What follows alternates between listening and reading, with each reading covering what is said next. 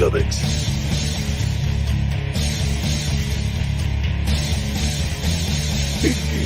Comics.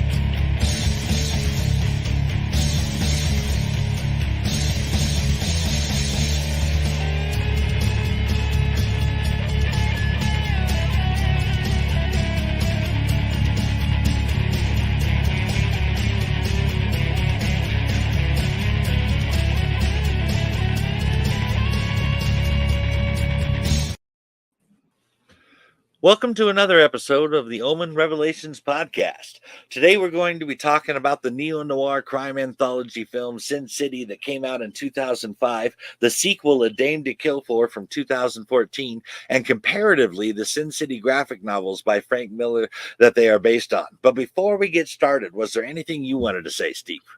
Sure. Crime noir comics are much more common these days, but when Frank Miller did it, it was a huge shift in the comics landscape. I'd argue that it was Sin City that paved the way for creators like Brian Michael Bendis, Ed Brubaker, Greg Rucka, and others to do their own noir-style crime comics. Miller wrote some landmark books that opened the door for the crime genre to flourish in comics, but these are also stylish comics with real visual impact, and they do the black and white format better than any book I've seen. I'll also add that the Sin City movies are the most comic-accurate comic book films I know of. So much so that there's little point in recounting the comics at all because they're just that close to the films. If you want to know why I don't have much tolerance for modern comic adaptations and the way they arbitrarily change things for no clear reason, these movies are why. When Robert Rodriguez put these comics on the screen, he made very few compromises, and scenes often look like they came straight out of the book. I'm not saying every comic book needs to be this close to the source. Sin City doesn't have 70 years of comics to deal with like mainstream superhero comics do, and you do have to negotiate that to a certain extent. But what I am saying is that Sin City set the standard for a comic-accurate comic book film, and it did so without compromising the source material at all. In my eyes, after this series, there is no excuse for putting out films that feature the character and name only, where nobody looks or acts like the characters from the books. Sin City showed that you can do better, and that respect for the source material is not an obstacle for making a great comic book film. If anything, that respect makes the movie better when it's the right source material.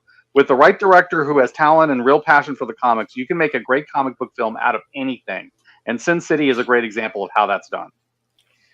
I have to agree with all of that. I think the vast continuity of comic book characters absolutely makes it difficult to accurately portray characters and stories on screen. The writing is just too complex to do it exactly. A lot of stories make references to other stories, and even more solitary stories rely on certain background information that is happening at the time. But with Sin City, we're talking about 7 volumes of a story. That is much more easily manageable. As far as the comic book accuracy of the film goes, Steve, you are absolutely right. Granted, we're not talking about 100%, especially when we're talking about A Dame to Kill For, but a whole lot of it is from the comics, and the dialogue and the shots are exactly the same. The only thing I can think of that is even close to the accuracy of Sin City is the ultimate cut of The Watchmen by Zack Snyder, but again, having the short continuity really helped.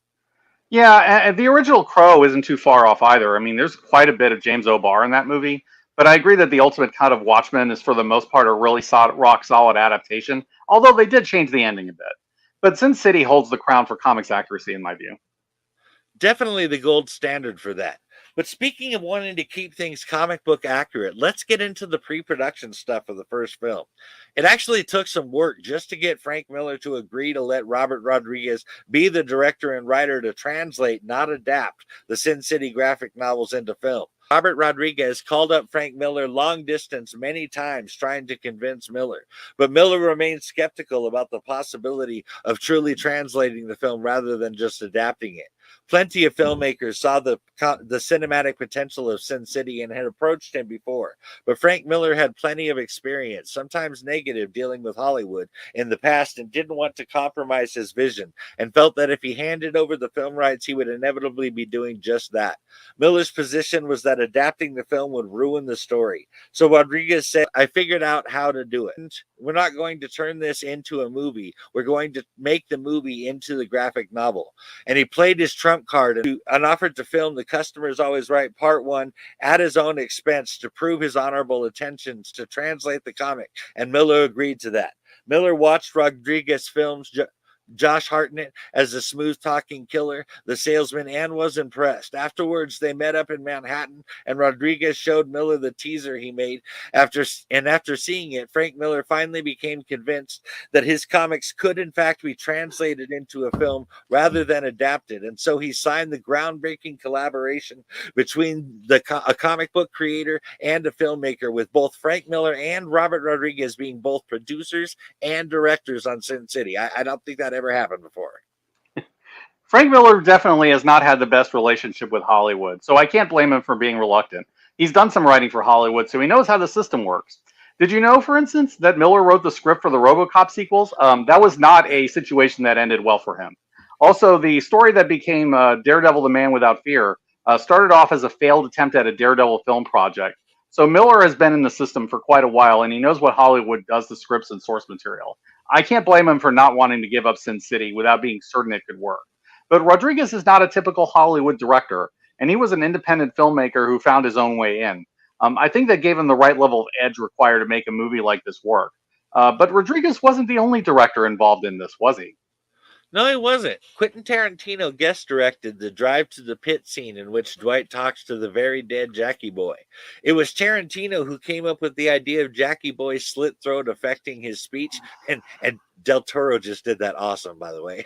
And Dwight speaking his internal monologue rather than dubbing it in later. But check this out. The Directors Guild of America refused to allow two directors that were not an established team, namely Frank Miller and Robert Rodriguez, to be credited on the film, especially since Miller had never directed before. So to solve this, Robert Rodriguez planned to give Frank Miller the full credit, but Miller would not accept this as it was a joint effort. At the same time, Robert Rodriguez refused to take full credit. So in an outstanding show of solidarity, Robert Rodriguez decided to resign from the guild so that the joint credit could remain. In truth, Rodriguez wanted to bring Tarantino on as a guest director, and Tarantino won't even join the Directors Guild, so they would have never have accepted that anyway. So really, quitting was the best option for the film. The interesting thing about all this is that Dame to Kill does feature Miller and Rodriguez in the credit, where the first didn't. So I guess they somehow found a way to make their point and make it stick. As for Tarantino, his involvement in this film is interesting. As you say, he was involved in the filming of the Big Fat Kill, which is the third volume in the series. The work that Rodriguez and Tarantino did on Sin City eventually led them to collaborating on their next project together, which turned out to be Grindhouse. I want to get into that a little bit because it shows Tarantino's level of Sin City fandom. Rodriguez ended up doing Planet Terror, a post-apocalyptic zombie film, and Tarantino made Death Proof, which is a 70s-style car film about a stunt driver turned serial killer who murders women with his car. And it's actually not too bad. In that movie, Tarantino paraphrases one of Miller's lines from The Hard Goodbye. So when stuntman Mike, played by Kurt Russell, talks about the old days of stunt car, he talks about back in the all or nothing days, Vanishing Point days, the Dirty Mary, Crazy Larry days. He's actually paraphrasing Marv from The Hard Goodbye. Tarantino has been critical of comic book films recently, but it's easy to forget that he was throwing in comic book references before comic movies were cool. And like Rodriguez, Quentin Tarantino is a huge fan of Sin City and probably of Frank Miller in general. Oh, that is really cool. I like that he did that in that movie, and I can totally believe that Tarantino is a big Sin City fan, especially when you consider how he was talking about making Casino Royale into a noir film. Plus, I can see Tarantino writing some of the dialogue in Sin City, and let's not forget Tarantino's propensity for violence, and that very much fits Sin City. Honestly, Tarantino is a great fit for a guest director. Oh, yeah. I was thinking of Casino Royale as well, since you mentioned that. I really get the feeling that Rodriguez and Tarantino are the type to geek out about comics when they're not making movies. I would love to be a fly on the wall in those discussions. But anyway, getting back to Rodriguez, how was he involved in the story, Mike? Well, the stories in Sin City are solidly based on Frank Miller's graphic novels. Robert Rodriguez wrote the screenplay. Sin City is based on The Hard Goodbye, The Big Fat Kill, That Yellow Bastard, and The Customer's Always Right from Booze, Broads, and Bullets, the first, third, fourth, and sixth books of Frank Miller's Sin City, respectively. But you know, one thing that the film doesn't really cover is the city itself, beyond giving us its actual name of Basin City. And I understand it was fairly fleshed out out in the comics. Can you tell us about Sin City as a place, Steve? Sure. So Sin City is in fact short for Basin City, as you pointed out, and it's a city set in some unidentified place out in the western U.S. I think it's very likely set somewhere in California because the Santa Yolanda tar pits are an important feature of the region. They're even a major part of the plot of The Big Fat Kill. California is known for the La Brea tar pits in Los Angeles, and that was more than likely an important influence on Santa Yolanda. I can talk about some of the other important places in city as well, so I'll list a few of them. The projects is the low rent and run down neighborhood that Marv was born in. It's pretty hopeless, and most of the people are trying to find a way out of there. And much of the hard goodbye is set in the projects. There's also Old Town, which is the red light district, which is run by the girls who work the streets. There used to be a lot of violence in Old Town, and this ended in a truce between the girls and the cops. So long as the cops are left alone, the girls who are led by Gail are allowed to enforce their own brand of law in Old Town without interference from the cops. So this becomes an issue in The Big Fat Kill. Also, Katie's Bar, which is a popular watering hole frequented by many of the major characters, is located in Old Town. Sacred Oaks is the domain of the wealthy and powerful of Sin City, set around the outskirts of town. The upper class of Sin City have pretty much insulated themselves from the outside in Sacred Oaks, as they control the cops and they can afford private armies for themselves. A lot of the major villains, such as the Rourke family and Ava Lord, tend to live out in Sacred Oaks. But with all this, I think it's pretty clear that there's a strong class difference in Sin City. A few people have control of most of the money and the power, such as the Rourkes and crime boss Wallenquist. They're the ones who corrupt the system, and they live in an insulated bubble out in Sacred Oaks. Everyone else is living out in run down, crime-infested, and sleazy parts of town, like the projects, Old Town, or the docks. That lopsided power dynamic ends up casting a huge shadow over the major characters in the series. So let's talk about the creative process behind the setting of Sin City.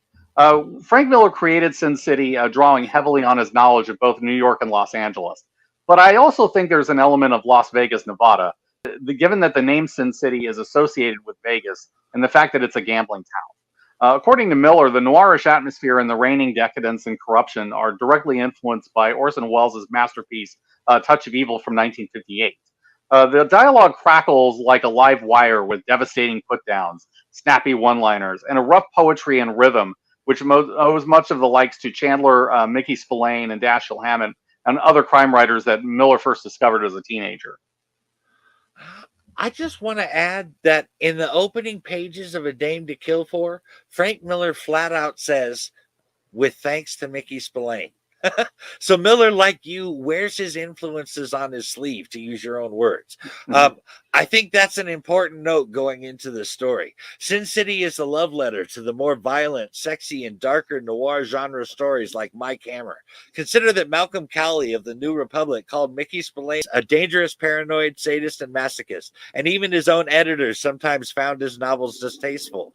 Sin City pushes boundaries like that. We'll talk about this later, but even Robert Rodriguez had to dial it back a bit in a particular scene.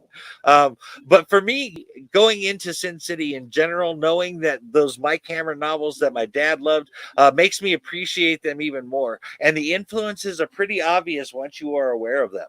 Also, with Miller drawing heavy on Los Angeles for Sin City and the more misogynistic elements of the story, I can see the Raymond Chandler influence on there too, as there is a bit of that 40s and 50s LA and Sin City, particularly with the cops and how the government is run. Absolutely, and there is an air of LA Confidential in this series too. I've always have a more trust in a creator who's openly willing to admit that he stands on the shoulders of giants, though. And Miller has always been a writer who's been steeped in noir. I mean, he even admitted openly to including some noir influence in Daredevil, something that Alan Moore actually called him out on. and you also see some of it with Batman Year One as well. But Sin City is where Miller leans into the noir influence pretty hard, and he doesn't let up the brake at all. There's definitely a lot of the influences that we listed in Sin City, and especially Dashiell Hammett, who created Sam Spade, and stories like The Maltese Falcon. Miller's admitted to being a huge fan of the old Bogart films as well. And I can definitely see some Hammett influence in Sin City, particularly in A Dame to Kill For. I will talk about specific parallels when we get into that story, but Miller would certainly have been familiar with Hammett. But I think that you had an interesting thing about Miller you wanted to share as well, Mike? I do, Steve. There is a quote from Frank Miller in the opening pages of the fourth edition of Frank Miller's Sin City Volume 1, The Hard Goodbye, about Sin City that I thought was interesting. Sin City is a world out of balance where virtue is defined by individuals in difficult situations. From what I can tell, that is a very telling description of what one is about to dive into with Sin City without showing them just how far into the abyss they actually look. That's certainly true, and I think that vision comes across on the page and the screen. What Miller did with Sin City was create a hard, unforgiving world where the good guys don't always win, and when they do, they pay a high price for it. But that doesn't stop them from trying to make Sin City a better place anyway, sometimes without necessarily even intending to. These are bleak comics with damaged characters that are often likable and fascinating in spite of, or maybe in some cases because of, how messed up they often are. Where a lot of modern creators tend to go wrong with Miller's influence is that they darken the characters to the point that they lose sympathy. That's not what Miller does in Sin City. Here we see characters that retain their basic sympathy and relatability, but they're dragged into the darkness by dark situations and the corruption around them. The characters are just trying to find ways to survive in Sin City without losing themselves or surrendering what makes them human. The setting is a character in these stories, and in an odd sense, Sin City could even be seen as an antagonist that all the heroes are struggling against. There's a really interesting setup with that gives you some really deep character conflict. I absolutely love how you put that. Sin City is absolutely an antagonist in the story, like the one behind the scenes making all their nightmares come true. Mhm. But now, before we get into talking about the movie, I would like to clear up something that may or may not be confusing for our listeners. When we're talking about the movie Sin City in this episode, it should be noted that we're talking about the recut, extended, and unrated edition. And it is about 6.5 minutes of actual story footage longer, despite the version's claim of being 23 minutes longer. I calculated another 7.5 minutes, which accounts for additional credits and logos for the individual stories. But there are 3 minutes of time I cannot account for in that 23 minutes they're talking about there. It also means that the stories are in a different order than the theatrical release of the film. In the theatrical release, the order is The Customer's Always Right Part 1, That Yellow Bastard Part 1, The Hard Goodbye, The Big Fat Kill, That Yellow Bastard Part 2, and The Customer's Always Right Part 2. For the recut, extended, unrated edition, Robert Rodriguez separates each of the stories into 4 individual short films. If you own this version on Blu-ray or DVD, then you can watch the stories individually however you would like. I own the digital copy, however, so that's why we're discussing the stories in the order that we are. On the digital version, the movie starts with The Big Fat Kill. This short stars Brittany Murphy as Shelley. Clive Owen played Dwight McCarthy, but believe it or not, Anthony Michael Hall was considered for the role too. Hmm. Benicio del Toro plays Lieutenant Iron Jack Rafferty, aka Jackie Boy, but Adrian Brody had also auditioned for the role. Rosario Dawson played Gail, but Kate Bosworth was actually the original choice. Devon Aoki played Miho. Alexis Bledel was cast as Becky. Tommy Flanagan, who I love, played Brian. And Michael Clark Duncan played Manute. The casting in this movie is as perfect as it gets. Many of these actors look like they walked straight out of the comic. And to emphasize this, they even show clips of Miller's art comparing the actors to their comic versions. Since you mentioned her, though, I think they were right in casting Rosario Dawson as Gale. She does look like the Gale from the comics, and she gets the inner strength of that character. A couple of these choices would end in tragedy, sadly, since they would pass away before the sequel was made. But it was great seeing them in these roles in the time that they were still around. Now, to one thing that may throw you with these films is their continuity. The movies tend to flash back and forth quite a bit, and forward quite a bit. And unless you've read the books, you may not necessarily know how the pieces fit. It should be noted that chronologically speaking, at least as far as the comics go, The Hard Goodbye and A Dame to Kill For happened before A Big Fat Kill. So there are references made in the film to those previous stories. So when we see Clive Owen as Dwight McCarthy in A Big Fat Kill, this is the same Dwight from A Dame to Kill For. And I know it's hard to believe because they look completely different. The continuity does get a bit muddled in the second film, and I'll get into why that is when we talk about it. But just be aware that this movie likes to do its share of time jumps when it moves between stories. But speaking of A Big Fat Kill, did you want to get started on that one, Mike? Absolutely, and you make a great point about the story jumping around. But that's what your friends Mike and Steve are here for. Well, That in the comics, obviously. So I think I will start us off with a story synopsis for A Big Fat Kill, and that would go like this. Shelley is being harassed by her abusive and drunk ex-boyfriend Jackie Boy and his 4 drunk friends. Unfortunately, Jackie Boy is not only married, he is a hero cop of Basin City. Shelley's actual boyfriend, Dwight McCarthy, happens to be inside her apartment with her as Jackie Boy bangs on the door and threatens to break it down. As Dwight walks into the back, Shelley opens the door and lets Jackie Boy and his friends inside. Jackie Boy wants Shelley to call up some of her friends for him and his boys to hit the bars with, and she refuses and gets smacked around for talking back. But Jackie Boy gets his when he goes into the bathroom to take a piss. Dwight McCarthy violently warns him to leave Shelley alone by threatening to make him useless for a woman, and shoves his head into the toilet he just pissed in. Jackie Boy and his cronies leave and drunkenly drive to Old Town looking to pick up a girl. Dwight follows and sees them harass Becky, a young prostitute. Gail, the prostitute's leader and Dwight's one-time lover, also witnesses the scene. When Jackie Boy threatens Becky with a gun, Miho, a martial arts expert, kills Jackie Boy and his friends. They realize Jackie Boy is actually Detective Lieutenant Jack Rafferty of the Basin City Police. If the cops learn how Rafferty died, their truce with the prostitutes would end and the mob would be free to wage war on Old Town, which you'll note that they immediately do when given the opportunity.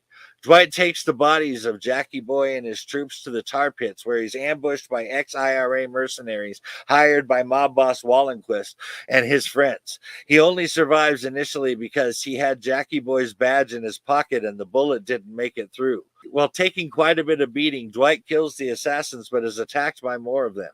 He lands in a tar pit while others cut off Jackie Boy's head. Dwight nearly drowns in the tar pit before Miho saves him, and they both fight the mercenaries. The mercenary Brian flees to the sewer with Jackie Boy's severed head, but Dwight and Miho retrieve it after Miho kills Brian and they return to Old Town. Meanwhile, mob enforcer Manute kidnaps Gail, and Becky, threatened with the death of her mother, betrays the prostitutes. Manute prepares the mob's invasion of Old Town. Dwight trades Jackie Boy's head for Gail's freedom, but the head is stuffed with a grenade that Dwight detonates, destroying the evidence as Gail's captors. The other prostitutes gun down the mercenaries, while Becky, injured in the fight, escapes. Soon Gail and Dwight are blasting into the slaughter as well, and his passion with Gail is ignited again briefly. But as Dwight put it so well, the fire, baby, it burns us both. It kills us both. There's no place in the world for our kind of fire. My warrior queen, my Valkyrie, you'll always be mine, always and never. So before we talk about the short and the movie, what can you tell us about how it compares to the graphic novel, Steve? Also, what can you tell us about Dwight McCarthy in general in the comics? The plot synopsis you gave is pretty much exactly what happens in the comic. I remember when A Big Fat Kill came out as a miniseries, and plot-wise, there are no real differences to what we see in the movie. There are some small changes, though. Becky, the Alexis Bledel character, is not killed by the salesman, who is the assassin from The Customer Is Always Right, as we saw in the film. That was a small narrative change to give the movie an ending hook. And as a side, I will just say, Alexis Bledel playing one of the girls from Old Town is shocking considering she used to be in Gilmore Girls, but that's another point. But the idea is that the salesman would bookend the beginning and the end of the film. But he never had anything to do with the Big Fat Kill at all in the comics, at least that I recall. As for Dwight, he's something of a mysterious character in terms of his background. It's hinted that he worked either as a photographer or a photojournalist. He has a history with an editor named Gillerin, I believe. We don't know for sure why he left that job, but Dwight talks about darkness in his past. In A Dame to Kill For, he always talks about not letting the monster out and what happened the last time he gave into it, implying that he once gave into his violent streak and he did something that disgraced him. I wouldn't be surprised if that had something to do with his failed and screwed up relationship with Ava Lord, but we'll get into her soon enough. His role in the story, though, is as a self-appointed protector. He's usually aligned with the girls of Old Town, and he very often works with them to protect their territory. Dwight has an on-again, off-again relationship with Gail, as we saw, who truly loves him, but they have past issues between them. He's also worked as a mercenary for various criminal factions within Sin City. Dwight is also an old friend of Marv's, and we even see them work together in A Dame to Kill For. So Dwight is a guy with some deep connections to a lot of major players in Sin City. Now, Dwight starts off in A Dame to Kill For as a private detective who goes around taking pictures as evidence for wealthy clients. And then we'll get into that story when we talk about the second film. But later in that story, he had plastic surgery to change his face, and by the end, he looks like Clive Owen. In terms of personality, he's a tough guy with a Galahad streak who tends to make really stupid decisions when it comes to women. He's a romantic at heart, but he usually ends up in a streak of damaged or toxic relationships with women who are wrong for him. And those are the main points that are shown in the comics. That really paints a good picture. Thank you for that. In fact, I really like the story now more with that little bit of background in his character. Now, if we could switch over to talking about the film itself, I want to talk about that opening scene with Jackie Boy and his friends at Shelley's place for a minute.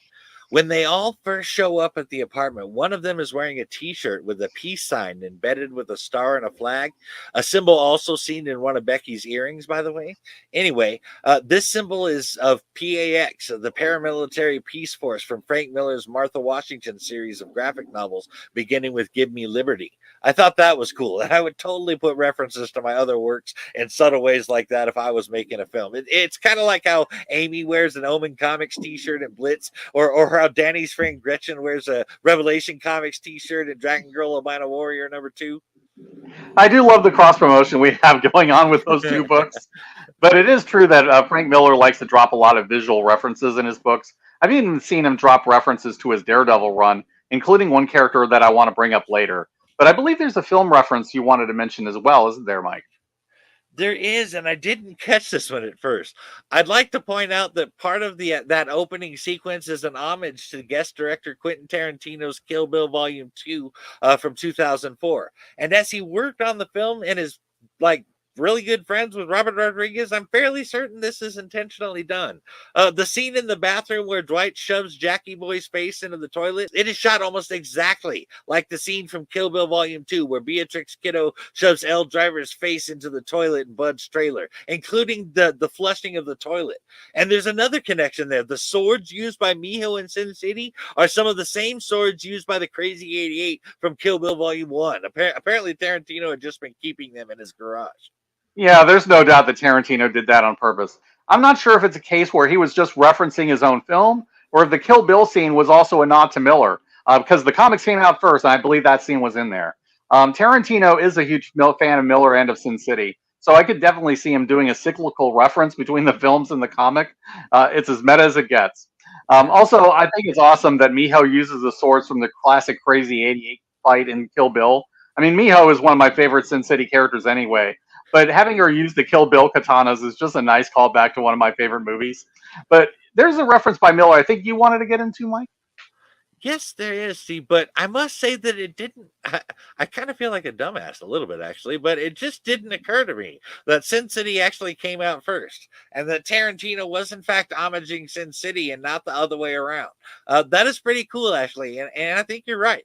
But yes, there was something else I noticed. I have to point out Frank Miller's obsession with the Battle of Thermopylae from 480 BC between the Persian Empire under Xerxes I and an alliance of Greek city-states led by Sparta under King Leonidas I.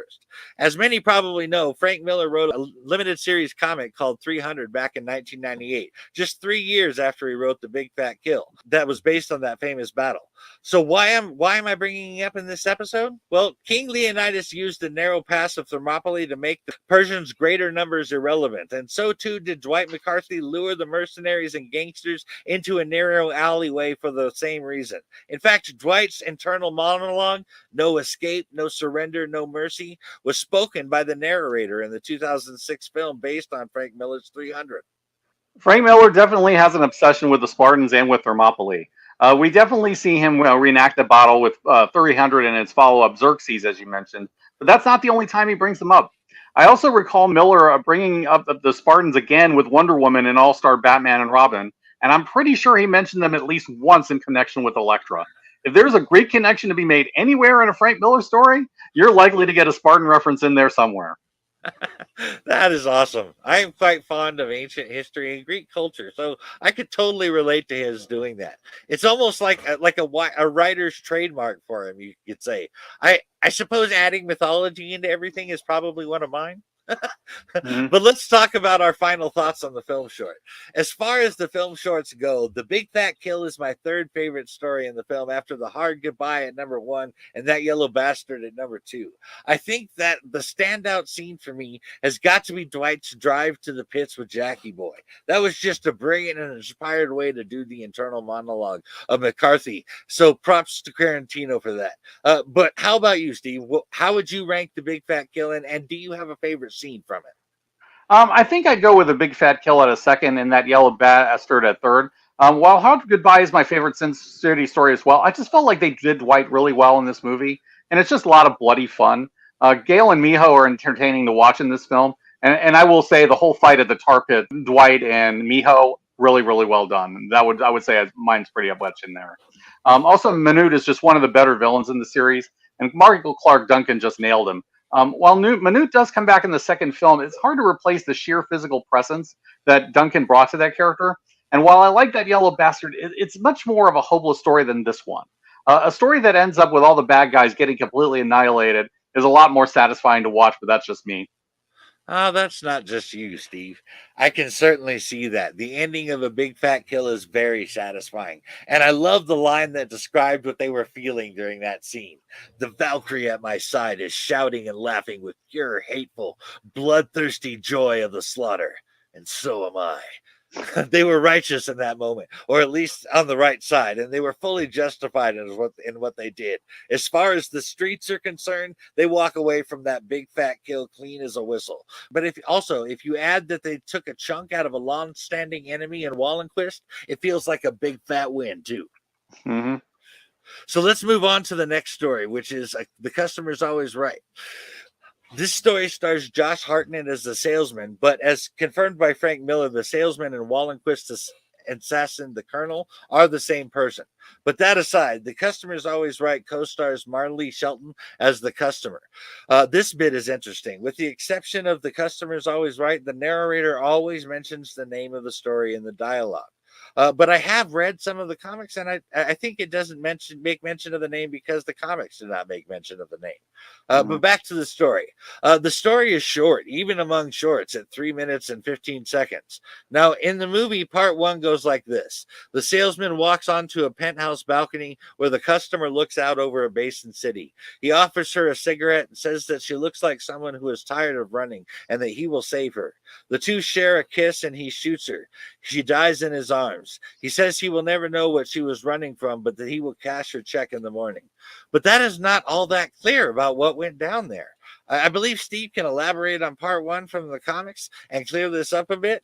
It's different from the movie, and I think I like it more. But why don't you tell us about how part 1 goes in the 3-page short in Booze, Broads, and Bullets, Steve? Well, I mean, there's not a whole lot to add. It plays line for line exactly the way it does in the comics, except for some slight editing in the woman's dialogue. It plays a little differently on a visual level, but it's near exact in most respects. I can add some context about the story, though. Miller's idea was that the customer was involved with a mafioso, and then when she broke it off, the mobster threatened to kill her when she least expected it, and she was scared of him. So the customer hires the salesman to kill her instead, so that she dies on her terms and not of those of the mobster. See, I think I like that story more knowing that background information on that scene. Without it, The Customer's Always Right is just thinner. And honestly, the title doesn't make sense without that information. I know what you mean. I think Miller was trying to play for ambiguity and allowing the reader to interpret the scene. But I think it definitely adds weight to know why the customer ends up hiring the salesman to kill her. But let's move on to part 2. Sounds good. Part 2 of The Customer's Always Right again stars Josh Hartnett as the salesman, but this one co-stars Alexis Bledel as Becky from The Big Fat Kill. This short was made just for this movie, as it would seem, as it isn't in the comics. In the short, an injured Becky is making her way out of the hospital, talking on a cell phone to her mother. She gets into the elevator and encounters the salesman dressed as a doctor. He offers her a cigarette, calling her by name, and she abruptly ends the call with her mother, realizing that the salesman will kill her. Yeah, it was designed for the film with the idea of ending the film with the same character it started with. I'm curious to know who hired the salesman since it's never openly stated. I wouldn't really be surprised at all if it was Dwight or Gale, if only because Becky needed to be silenced if the truth was to be kept. and she'd already proven to be a blabbermouth who sold out Old Town just to save her own neck. It's a bit dark, but she was a dangerous loose end that needed to be cut out of the loop. When you said that, save her own neck, I just got that perfect visual of Gail biting that chunk out of her neck and spitting it out on the floor. Oh, yeah, perfect moment. Yeah. So we are both in 100% agreement that Becky was a loose end that needed to be tied up. But as to who sent the salesman to kill her, let me propose a theory to you, Steve. If you take pieces from the two movies and a little bit from the comics, I think we can deduce that it was Wallenquist that sent the salesman for several reasons. The first and most important reason is that the girls of Old Town are probably loath to hire a gangster to do anything, considering their relationship. Also, had it been Old Town that wanted her dead, it would have been Miho to kill her, I think. The second big reason is that both the salesman, or rather the colonel, and Manute worked for Wallenquist, and it was Wallenquist who was trying to come back into Old Town. So it was almost definitely Wallenquist that Becky had made the deal with, and Wallenquist who was threatening to kill her mom. Wallenquist loathes the girls of Old Town, and not just for business reasons. My guess is that Wallenquist would have killed Becky anyway, but definitely after things went sour in Old Town, and he lost a bunch of his men, including Manute, a guy that cannot be replaced. It is a typical gangster move to use someone for your own purposes and then dispose of them to keep them quiet. But what do you think about that, Steve? That's definitely a plausible theory, and I think that you're right that Miho would have been the assassin if it had been Gale. I mean, Miho is a full-on ninja, and she's very good at swift, silent, and clean kills. So as an aside, Miho taking on the salesman would be an interesting fight, but I digress.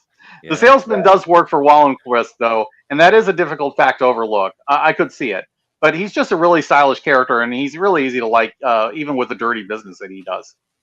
I can see what you mean about the salesman being a likable character. He certainly is. He has that gentleman's charm. I mean, he says he's going to kill you by offering you a cigarette with a smile. How gentlemanly can you get? I mean, we have gentleman thieves. Why not a gentleman assassin? As for the stories themselves, I think they are good as well, if not really short. But that said, The Customer Is Always Right ranks at the bottom of the film shorts that comprise Sin City for me. That is a valid concept indeed, and I also like the salesman as a character. I just have one interesting point to add, and it connects to Omen Comics. So the salesman is also referred to as, get this, the lady killer. I don't think either of us intended it. I know I didn't, but the lady killer is the name that Sarah Baton is called in the Omenverse. I definitely did not intend that, and never read the comics until recently for this episode. I actually intended it to mean the opposite of what it sounds like for Sarah Baton. I mean it in that she is a lady and a killer, as opposed to Miller's killer of a woman. But I did notice that too about the salesman. So how are you ranking The Customer Is Always Right, Steve? Yeah, as for the rankings, I have to agree with you. I mean, the customer is perfectly fine, and I like it. I mean, as a film short to show what could be done with Sin City, it absolutely works. But compared to the many great stories in this film, it's just the run of the litter. But let's move on to the high point of the movie. The Hard Goodbye is the case of the first being the best. I think it's absolutely easily the best story that Miller told with Sin City, not just in this film, but with the series in general. This story set the tone for what Sin City was as a series, but it also gave us memorable characters like Marv. The Hard Goodbye was a 13-issue series, and it was originally published in Dark Horse Presents' 5th anniversary special in April of 1991. It then continued in Dark Horse Presents 51 to 62 from May 1991 to June 1992 under the title of Sin City. Later reprints would retitle it as Sin City: The Hard Goodbye, distinguish it from the later Sin City series that Dark Horse released. So what can you tell us about the film version, Mike? The Hard Goodbye stars Mickey Rourke as Marv, Elijah Wood as Kevin, but check this out. Because of the way the movie was shot, Mickey Rourke and Elijah Wood never met until after Sin City was released. And if you consider the fight scenes that they did, that's kind of amazing. Anyway, Jamie King plays both Goldie and her twin sister, Wendy. Powers Booth played Senator Ethan Rourke, but both Willem Dafoe and Christopher Walken were offered that role. Jessica Alba plays 19-year-old Nancy Callahan, and Rutger Hauer plays Cardinal Patrick Henry Rourke. Reprising their roles from The Big Fat Kill and The Customer's Always Right are Rosario Dawson as Gail, Brittany Murphy as Shelley, Clive Owen as Dwight McCarthy, and Alexis Bledel as Becky. But with all of the casting stuff out of the way, what do you say to doing a story synopsis for us, Steve? Sure, I'd love to get into it. The story begins with Marv having a one-night stand with a mysterious woman named Goldie. Marv awakens to find that Goldie had been killed while he slept. He flees the frame-up as the police arrive, vowing to avenge her death. His lesbian parole officer, Lucille, advises him to give up, for Marv may have imagined it all due to his condition. Marv interrogates several informants, working up to a corrupt priest who tells him that the Rourke family was behind the murder, and then Marv kills the priest. As he leaves, Marv is attacked by a woman who looks like Goldie, which he dismisses as a hallucination. So Marv goes to the Rourke family farm, and he's subdued by the silent stalker who killed Goldie. He awakes in the basement to find Lucille has been captured after looking to his story. She tells Marv that the killer is a cannibal named Kevin, and that Goldie was a prostitute. They escape the basement, but Lucille is shot by a squad of corrupt cops. Marv kills the cops except for their leader, who reveals that Cardinal Patrick Henry Rourke arranged for Goldie's murder. Marv goes to Old Town to learn more about Goldie, and he's captured by her twin sister Wendy, who he dismisses as a hallucination. Once he convinces Wendy that he's not the killer, Wendy then drops a bomb on Marv. Goldie worked the clergy. Armed with this information, the two return to the farm where Marv traps and kills Kevin. And then he confronts Cardinal Rourke, who confesses his part in the murders. Kevin was the Cardinal's ward. The two men ate the prostitutes to consume their souls, quote unquote. Marv kills the Cardinal in a similarly gruesome fashion as he did to Kevin, and then he's shot and captured by his guards. Marv is nursed back to health, and then the corrupt cops threaten to kill his mother to get him to confess to killing Rourke, Kevin, and their victims. He's sentenced to death in the electric chair. Wendy visits him on death row and then thanks him for avenging her sister. Marv is then executed, though it takes him a couple of tries to electrocute him because he's just that tough. Marv goes out as a badass and the story ends. Is that all you got, you pansies? Yeah. Great synopsis. Marv's story is really a tragedy, in my opinion. I suppose we'll get into that later. I have to say, I love the storytelling imagery of having Marv and Goldie make love on that heart-shaped bed. That tells the story about what is going on there, that Marv is falling in love on that bed. That feeds into the imagery of having Goldie's corpse strung across that same heart-shaped bed. Yeah, that's definitely the imagery that Miller is suggesting there. Though the interesting thing about Marv is that he's willing to kill anyone and everything for a woman that he barely knew except for the biblical sense. Goldie's brand of kindness was rare in Marv's life, and women typically didn't give him the time of day. But even if Goldie went to Marv for protection, Marv doesn't really care at the end of the day. I mean, his life has been so devoid of kindness, so covered in blood, that the slightest amount of kindness is something that Marv will murder half of Sin City for, even if it means dying himself. That's an interesting premise to work from. As usual, my friend, you put that very well. It really is amazing how far a little kindness can go with Marv, and I think that night they really needed each other. But if I could talk about a different scene, I think, especially after watching A Dame to Kill For, that Marv was confused on the bridge when it was pouring rain. I'm thinking this for two reasons. While it is pouring down big, old, fat drops of rain like a deluge, none of that water is hitting Marv or even bouncing off of his coat or nothing. His hair doesn't even get wet. And the rain disappears in the very next scene when he's in Old Town that same night. Number two, Lucille advises Marv to give up earlier when she gave him the pills that he may have imagined it all due to his condition. 3, Marv himself talks about getting pretty steamed about what that guy did to Lucille, and so he took his time with him. Apparently, he cut him into pieces. He says, then it hits me like a kick in the nuts. What if I'm wrong? I've got a condition. I get confused sometimes. And with Lucille dead, I can't get my medicine. What if I imagined all of this? What if I finally turned into what they always said I was going to turn into, a maniac, a psycho killer? It occurs to me that this is where Marv snaps, and his reality from this point on is distorted or flat out not accurate, at least in that moment. I think Goldie's death pushed him to the edge, and Lucille's death pushed him over it. You'll notice his brutality is turned up to 11 for the rest of the short. Marv is a classic unreliable narrator, and you can never be entirely sure of anything that you see from his perspective. It should be seen that Marv is probably the strongest of the main Sin City characters, so it's not impossible that things happen the way that he described it. I mean, Marv is even able to manhandle a physical powerhouse like Manute, as observed by Dwight, and he's pretty near berserk at this point. So I can't rule out completely the possibility that Marv is just mauling these people left and right. At the same time, I do think it's probable that this is where Marv starts to lose it, though he has enough faculties left to question himself at the very least.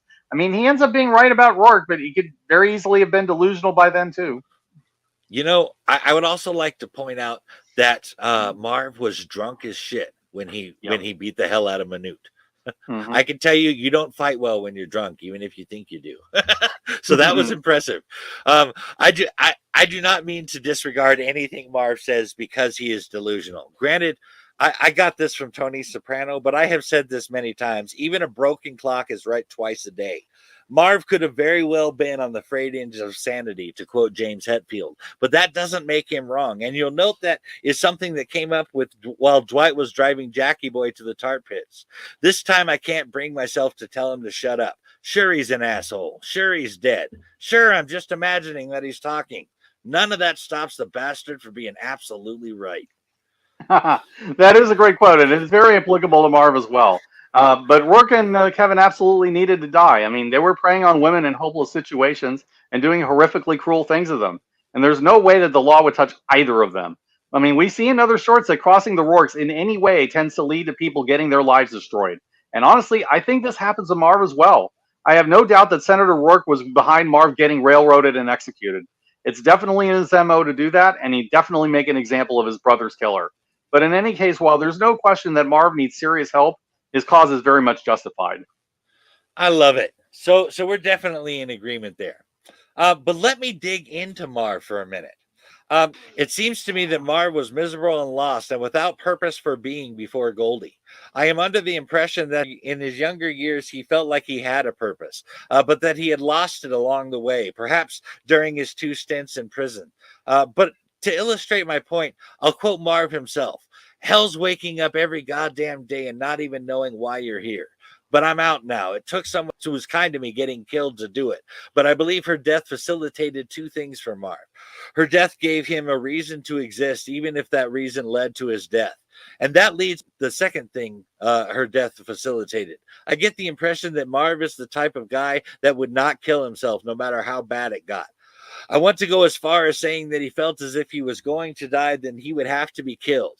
But you know how Captain America in the Ultimate Avengers movie wanted to die, and so he threw himself into the most dangerous missions he could find in hopes that he would die in action, which is similar to suicide, but minus being the one who actually does the killing. Well, I get that same vibe from Marv, and not just in this case. I think this had been going on for a while, as he did some pretty crazy stuff with Dwight McCarthy before this as well, including fighting Manute. Lastly, considering these words by Marv, hey, there is no settling down. This is blood for blood and by the gallons. This is the old days, the bad days, the all or nothing days. They're back. That sounds terrifying to the average person. But Marv is talking about it like his time has finally come. Yeah, there is a suicide by cop feel to Marv at the end of this. I mean, if Marv was going to die, he was going to make damn sure that it was on his own terms. And this becomes a theme with a lot of characters in this series. I mean, he never played by the rules of society. And even if he knew he was facing certain death, that was the way he was going to go out. He knew it was too late for him, but Marv is at heart a warrior, and he's bound and determined to go out like one. But Mike, we need to talk about Kevin. I think you had a point about him you wanted to make. Yes, I do. But first, I absolutely agree that Marv is in his heart a warrior born. And I have to pull another Dwight McCarthy quote when it comes to Marv. Most people think Marv is crazy. He's just had the rotten luck of being born in the wrong century. He'd be right at home in some ancient battlefield, swinging an axe into somebody's face, or in a Roman arena, taking his sword to other gladiators like him. I always really love that line, but it's true. I mean, Marv is pretty much what happens when you put Conan in a modern setting. Society is just not going to tolerate somebody who lives like the sword like that anymore. There is no way that that guy gets out in one piece, and unfortunately he doesn't, as we see. Oh, you were right about that. In fact, I kind of like how it ended a little bit more with how you flavored that. But as you say, I have to talk about Kevin. Despite looking like an unassuming farm boy, he is fearless and has superhuman fighting skills, sharp claws, and agility, enough that he is able to take down the 7-foot-tall Marv on his own. We've seen Marv just walk through everyone until he met Kevin.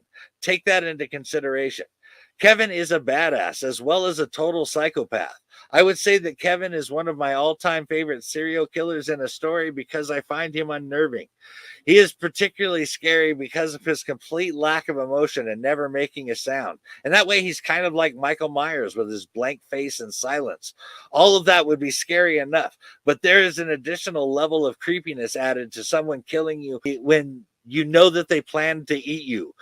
And that gets even more disturbing when eating you will fill him with white light, like some kind of moment with God. So that too adds to why Kevin is so scary. One thing that would terrify me is that Marv cuts Kevin's limbs off, has Kevin's pet wolf eats his insides, and finally decapitates him. Kevin never makes a sound, even during his own excruciating death, and keeps a blank expression even after his head has been taken off. To not even grimace while your limbs are cut off is intense. One last thing I would like to point out, though, is that Cardinal Rourke says that Kevin only killed prostitutes, but you'll note that he took a sadistic pleasure in making Lucille watch as he ate the meat off her fingers. So maybe his sadism knew no bounds despite the Cardinal's perception. Kevin is one of the most brutal monsters in all of Sin City, not just because he's a cannibal and because he enjoys preying on women, but because he goes about it in such a sick, twisted way. What I find interesting, though, is that Kevin had confessed to Rourke that he struggled with this. Now, it is possible that Rourke is lying or that Kevin was lying to Rourke, but I doubt it because nobody really gains anything from that. Kevin genuinely believes he's touching God by doing these horrific acts, and that makes him even more of a monster. Because he's doing evil in the name of God, there's no depth that he won't sink. And Rourke is not only enabling this behavior, he's even joining in. Both of these people deserve the hell that Marv sends them to. Absolutely. Those two are right out of the abyss itself, frighteningly walking among us. But as for my final thoughts on the short, The Hard Goodbye is my favorite film short in Sin City. I really like the character of Marv, and I like how The Hard Goodbye sets the stage for the ongoing redemption arc in most of the characters in Sin City. They are almost all trying to do one thing right in a series of mistakes in hope of making up for the wrong they have done somehow. That is a big part of the Omenverse and its characters, so I really like that a lot. But how about you, Steve? Do you have any final thoughts on this film short? Yeah, this is a story about people who do horrible things for what they think is a good cause and how far somebody like that will go. Rourke and Kevin believe their sins allow them to touch the face of God, and that religious zeal causes them to destroy people's lives. Marv, on the other hand, worships the memory of Goldie, and he'll go as far as it takes to avenge her, no matter what the price is. In the end, it's Marv who goes the farthest, offering the bodies of his enemies as blood offerings to the woman that he worships. This is easily my favorite short of the film, and I think it still holds up really well even now. Also, as one final side note, Frank Miller is the priest that Marv kills in the confessional.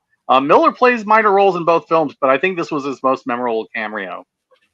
That is true. And actually, he's not the only one to do that either. Director Robert Rodriguez makes a cameo as a member of the SWAT team. But what do you say we get into That Yellow Bastard, Steve? You yellow bastard! Come back and take what's coming to you! I'll bite your legs off! Oh, wait, you meant the other yellow bastard. Sure, let's get into it.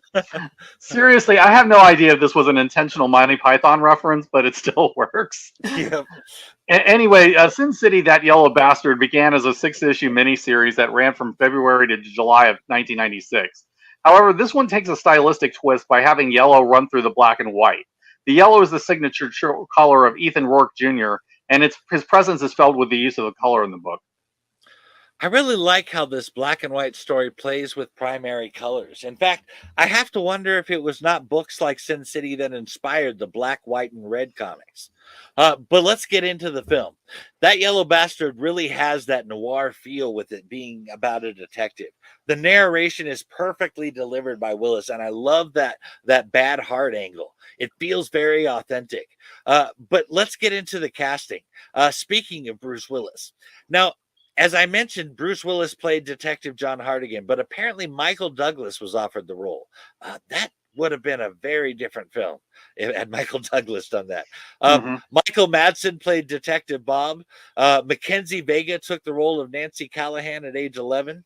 Leonardo DiCaprio was originally up for the role of Ethan Rourke Jr., which would have been terrible, but eventually declined the role, and the role went to Nick Stahl. And Steve Buscemi was actually offered the role of playing the part of Rourke Jr. when he became the Yellow Bastard. So reprising their roles from The Hard Goodbye are Powers Booth as Senator Ethan Rourke, Carla Gugino as Lucille, Jessica Alba as Nancy Callahan, Mickey Rourke as Marv, and Brittany Murphy as Shelley from The Big Fat Kill. The cast is excellent, and I feel like Hartigan is a role that was made for Bruce Willis. Willis tends to play as tough guys with a deep level of vulnerability, and you get that in spades with Hartigan.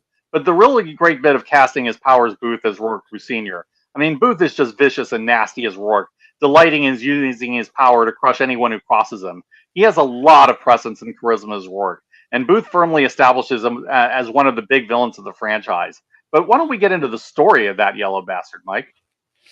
Oh, Powers Booth does an excellent job on Rourke. He really has the right spirit for the part. But let's get into the story synopsis for that Yellow Bastard, like you said. On the docks of Sin City, aging police officer John Hartigan tries to stop serial child killer Rourke Jr. from raping and killing his fourth known victim, 11-year-old Nancy Callahan. Jr. is the son of Senator Rourke, who has bribed Hartigan's corrupt partner Bob to cover up his son's crimes.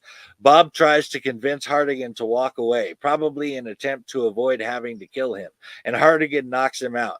Hartigan, fighting pain from a bad heart, heads into the warehouse where Rourke Jr. is holding Nancy. Hartigan confronts Jr. and shoots off his ear, hand, and genitals.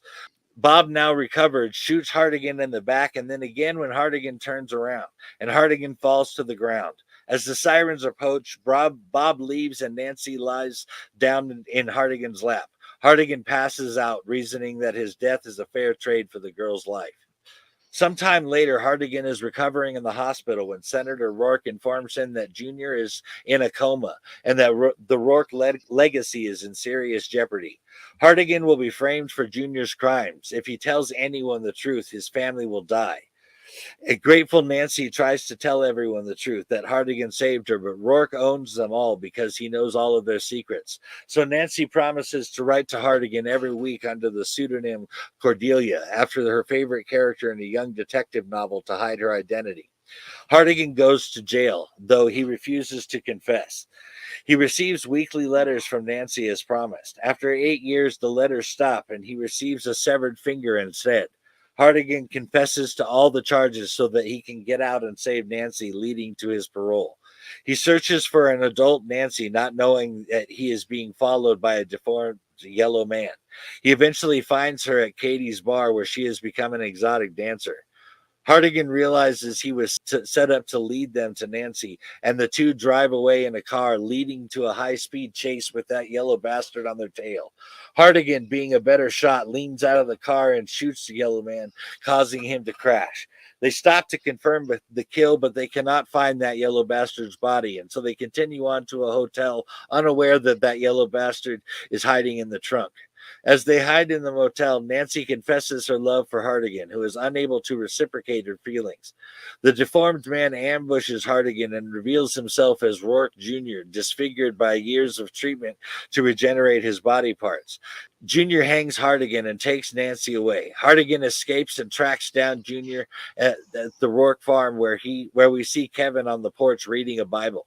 Hartigan fakes a heart attack, causing Jr. to lower his guard and stabs him in the stomach. He castrates Jr. a second time and beats his head into the ground until Jr.'s head is just busted pieces of bone and blood. He sends Nancy away in her car, promising to take down Rourke and join her soon, and that she will never lose him again. But after she leaves, knowing that Senator Rourke will never stop hunting them, Hartigan commits suicide to ensure Nancy's safety. That was a really cool summary, Mike, but we'll start at the beginning on this one. I like that Miller begins with the classic last day before retirement setup that is so common to cop stories, but far from getting the Roger Murtaugh treatment, Hartigan is set up by his partner, and you know that Riggs would never do this. At the same time, Bob has some layers. I mean, he's definitely a treacherous little weasel, but he does have some proper cop instincts in him somewhere. Mike, I think you had some thoughts on Bob you wanted to mention? I do actually, but you were spot on with the classic setup for Hardigan's character. I really like that as well. But back to Bob. I think that Bob definitely tried to talk Hardigan out of getting involved because he knew that he would have to kill him if he did not back off. You'll notice that Bob says that he hates himself for it. Bob may be a dirty cop, but that doesn't mean he wants to kill a good cop like Hardigan, much less his partner. Between this story and Dame to Kill For, Bob shows that he's not defined by his corruption. He really wants to be a good cop, but he doesn't have the strength of character that Hardigan has. Bob tends to be the guy who wants to play ball with the system, while also doing some good here and there when he can get away with it. But when the system is protecting a predator like Rourke Jr. and a monster like Senator Rourke, Bob ends up on the wrong side of this one. There is something pretty sick about telling Nancy not to leave, like Hardigan says, so that Rourke Jr. can have her. but that one thing aside, Bob definitely just ended up on the wrong side of that one. I also have to talk about Hardigan's suicide at the end. So Hardigan kills himself at the end in both the comics and in the film. But you know how a lot of this film is practically shot for shot like the comics? Well, the shot where Hardigan shoots himself in the head at the end of the film is not like how Frank Miller originally made it in That Yellow Bastard. In the comic, Hardigan is seen clearly from the front and from the chest up, holding his hand cannon to his temple. There's an entire page that just says boom in white letters across the black screen. And and then the last page where we see Hardigan from the back lying dead in the snow with smoke rising from his temple and from the gun. What we saw in the movie, however, is almost exactly like a copy of the suicide scene at the end of A Dame to Kill For. But check this out.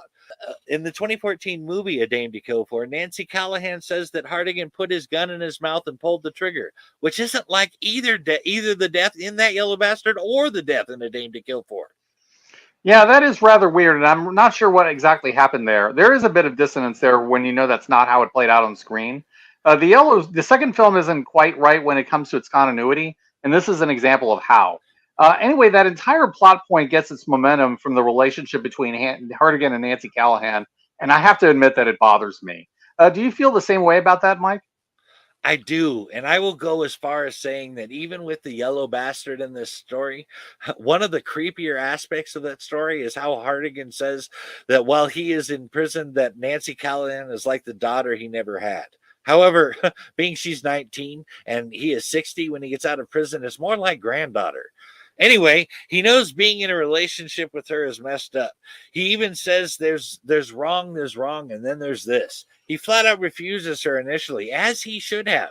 But by the end of this short, his feelings are not paternal, but sexual and romantic. This would be inappropriate enough all on its own, but having rescued her from a sexual predator as a child seems to really push his feelings over the line. The only explanation I can see for this is that he got lonely in prison and perhaps was even more messed up by his wife marrying someone else while he was in prison. I think there was also something additionally piercing about his wife having 2 kids when you combine that with the previous statement of Nancy Callahan being the daughter he never had. The only thing I can think of is that quote I mentioned from Frank Miller earlier. Sin City is a world out of balance where virtue is defined by individuals in difficult situations. That world is definitely out of balance, as was that situation with Nancy and Hardigan. But there is some virtue to be found in his sacrifice to save her. Yeah, Hardigan was willing to give his life to save her, and he does so twice. So there's something nice in the parallel between John's sacrifice at the beginning and his sacrifice towards the end. Nancy is pretty much imprinted on Hardigan, who she's known for most of her life. He's the only man that she can bring herself to trust because everyone else is bought by Rourke. So that level of trust turns into an attraction for her. As for Hardigan, I think you hit on it. It's inappropriate and he knows it, but he's in a similar situation. Nancy is the only one who knows the truth and who's willing to believe in him after Rourke's frame job. Hardigan's years in prison, the way his old life fell apart, and just being isolated in general made him rely more on her. So because of that, they end up bonding through shared trauma and an inability to trust anyone outside themselves. I'm not excusing it by any means, just trying to understand how it happens that way. But there were some references you noticed in That Yellow Bastard, isn't that right? That does make for a bit more understandable from that perspective, even if it is still wrong. But yes, there were a couple of references I noticed that I want to point out. The cover of the Sin City book, Booze, Broads, and Bullets, that the customer is always right was taken from, can be seen periodically throughout this movie. Its most notable appearance is on the cover of the matchbook that Hartigan picks up to locate Nancy. It is also seen in the background of Katie's when Hartigan enters. You can see it to the right on a poster. But there is something else you can see when Hartigan goes into Katie's. As she enters, Shelley is carrying a bottle of Chango beer. This is actually a director trademark of Robert Rodriguez, much like Apple cigarettes are a trademark of Quentin Tarantino's. And as a quick side note, you will see Dwight McCarthy smoking Red Apple cigarettes in A Dame to Kill For in 2014. You can see Chango beer in 1995's Desperado and from 1996's From Dusk Till Dawn, just to give you some context for that. Oh, good catch. I seem to recall Chango beer being displayed in the Tarasco bar in Desperado now that you mention it. Cheech, as the bartender, ends up serving watered-down Chango, and the customers complain about it tasting like piss. I hadn't noticed that it was a recurring motif until you mentioned it, but it adds up. So I have a few other little tidbits to mention. Robert Rodriguez said in the commentary that the scourging sequence between the Yellow Bastard and Nancy was originally shot faithful to the comics. I mean, considerably longer and more graphic than what ended up in the final cut or the extended edition. Rodriguez said that scene was crossing the lines of bad taste even for Sin City. Considering that that Yellow Bastard is one of the darkest stories in the entire series, that is really saying something. Yeah. Nancy and Wendy drive cars with the license plate that reads LEV 311. Frank Miller often puts this into his various stories for the favorite girl character in that story. It's his reference to his wife and his frequent collaborator, Lynn Varley, who was born on March 11th. So most likely LEV are her initials. The cool detective to which Nancy Callahan refers to when she says that she'd sign her letters from Cordelia is Cordelia Gray from the novels of P.D. James. Clive Owens, interestingly enough, started the P.D. James written movie Children of Men in 2006. Now, and also, as an aside, I can't help but wonder if the name Nancy is a nod to Nancy Drew, but I could possibly be reaching with that guess. But Mike, what are your final thoughts on that Yellow Bastard? I will tell you, but first I have a question. Have you ever noticed that LEV 311 thing in the comics at all? I didn't until I looked this up, to be honest. But it has happened a few times. Ah, okay. All right. So first off, that is actually really cool about the license plate. I really love that. As far as the Yellow Bastard, it is my second favorite film short in Sin City. I don't think that it's a coincidence that my two favorite stories involve a sick, twisted killer. We have talked about my obsession with villains in the story and with serial killers in particular. I have also said that I like the darker, more horrific stuff in films, and both that Yellow Bastard and The Hard Goodbye certainly cover that side of Sin City.